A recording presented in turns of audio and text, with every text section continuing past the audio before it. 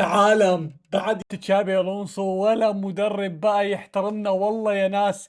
يا ناس بيسألوا كلوب عن تدريب الريال مدريد على قنوات سكاي نيوز، بيقولوا له لقد تم إقالة تشابي الونسو، هنالك أخبار تربطك في ريال مدريد. حرفيا بيقول هذا الشيء لم يثير شعور داخلي، يعني ما عندي الرغبة اني ادرب الريال مدريد ولا 1%.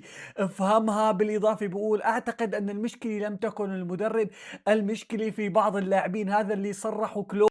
يعني كلوب بطريقة غير مباشرة رفضكم، وقلتها الصبح وبرجع بقولها: لا تحلموا بيوم من الأيام يدربكم مدرب مثل كلوب أو حتى كلوب أو بعقلية كلوب. المدرب يلي ممكن يدربكم مع هذا الإنسان هو مدرب خاضع لقرارات الإدارة، يتدخلوا في التشكيلة ودلال اللاعبين، يتدخلوا بكل تفصيلة صغيرة. والله العظيم اتمنى لأربيلوا ينجح، ولكن للأسف حتكون ضحية أخرى من ضحايا بيريز. أنا إنسان ثرت 14 سنة على بشار الأسد وظليت معارض فيه، وأعلنها ابتداء من اليوم هي ثورة على إقالة هذا الشايب العايب.